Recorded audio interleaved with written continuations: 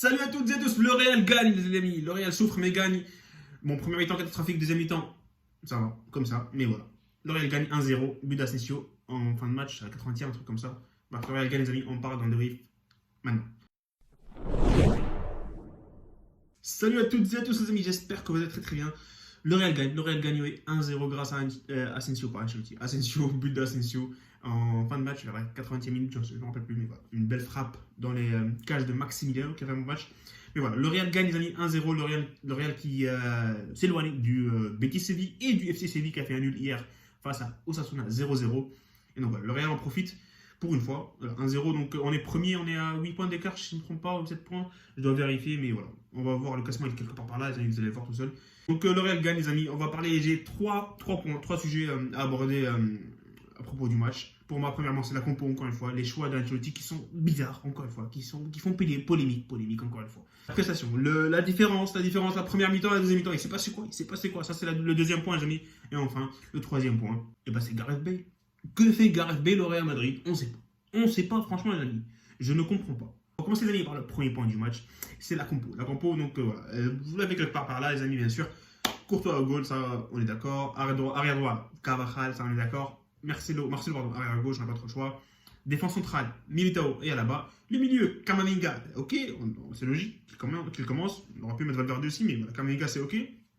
Kroos, Modric, on ne change pas. L'attaque, par contre, Benzema n'est pas là, Vinicius n'est pas là. Automatiquement, on va penser à Hazard à gauche, Jovic en pointe, et notre ami Bale ou Asensio, ça on ne sait pas, mais plutôt Bale, parce qu'on a vu le match contre l'Athletic Bilbao en Copa, Rodrigo catastrophique, Asensio très moyen, moyen, on va pas dire très moyen, et comment ça s'appelle? C'était qui? Vinicius? Bon, Isco il a joué en numéro 9, mais bon. Bref, personnellement, je pense qu'Ancelotti a un problème, je sais pas. C'est vrai qu'on dit qu'Ancelotti, il aime les joueurs qui s'entraînent, qui se donnent à fond aux entraînements, mais je ne suis pas convaincu. Franchement, je ne suis pas convaincu par cette idée-là. Parce que ce que je vois sur le terrain pendant les matchs, c'est catastrophique. Rodrigo, il fait quoi? Rodrigo, il fout quoi titulaire au Real Madrid? Je ne comprends pas. Hazard, en 20 minutes, il a fait plus que Rodrigo sur les 60 minutes. Je me pose des questions. Qu'est-ce qu'il fait, franchement, pendant les entraînements pour qu'il soit titulaire pendant tous les matchs presque? En plus, il n'y avait pas Vinicius, il n'y avait pas Benzema, c'était l'occasion rêvée pour mettre Hazard. C'était l'opportunité en or pour mettre Hazard ailier gauche cette fois-ci pour voir ce qu'il voit à son poste. Et voilà, Ancelotti a préféré mettre Rodrigo. Il a eu tort. Il a fait un match très moyen. Vous avez sûrement vu les notes que j'ai données. Elles sont quelque part là. La vidéo n'est pas, je sais pas. Après, il met Isco au faux numéro 9. Franchement, il a fait un bon match. Il a fait un bon match Isco et il mérite pourquoi pas d'être la doublure de Benzema dans ce rôle de faux numéro 9 parce que Jovic, on l'a vu sur ces 20 minutes, il a raté ces 2 tirs là, il a 2 occasions, il les arrive, n'importe quoi, bref. Et enfin les amis, Asensio, franchement je voulais vraiment voir Bale aujourd'hui, je sais pas, même 5 minutes, mais Ancelotti ne veut pas, franchement, c'est tout simple, c'est très simple. Ancelotti n'a juste pas envie de mettre Bale dans cette équipe du Real. Qu'est-ce que fout Bale dans cette équipe du Real, les amis? On en parlera après au troisième point, mais voilà, ça c'est le premier sujet que je voulais aborder, les amis, c'est la compo, qui est bizarre encore une fois. Voilà. Donc le deuxième point, les amis, c'est la première mi-temps, le contenu du match. La première mi-temps, elle est catastrophique du Real Madrid. Certes, il y a 2-3 occasions pour le Real, mais c'est catastrophique, c'est pas top, c'est pas le calibre du Real Madrid, c'est ça. On veut voir du Real Madrid, on veut voir le niveau du Real Madrid. C'est un truc de fou. Bref, il y a 2-3 tirs, c'est vrai que le gardien a fait un match de fou, c'est vrai. Il y a eu des occasions, certes, mais c'est très pauvre. Très pauvre. Offensivement, on a été catastrophique en première mi-temps. On a été trop nul. Trop nul. Très, insuffisant. Voilà, c'est le mot. Insuffisant, les amis. Je sais pas, parce que voilà, le problème, c'est que quand Benzema et Vinicius ne sont pas là, il n'y a absolument pas d'animation offensive. C'est vrai qu'Isco a fait un bon match, c'est vrai. Il a essayé, il a eu quelques occasions. Il a essayé. Techniquement, on sait qu'il est au-dessus du lot. Mais voilà, on veut plus, nous, fans du Real Madrid, on veut plus, mais voilà, c'est dommage, c'est comme ça.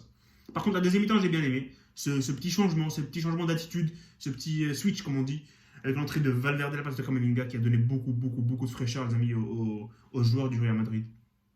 Et au milieu du Real Madrid surtout, au milieu du Real Madrid qui était en train de dormir en première mi-temps, alors il faut être honnête, les amis, ça n'a pas marché du tout en première mi-temps. Et voilà, Valverde est entré à la place de Camavinga, elle a apporté beaucoup d'énergie au Real Madrid.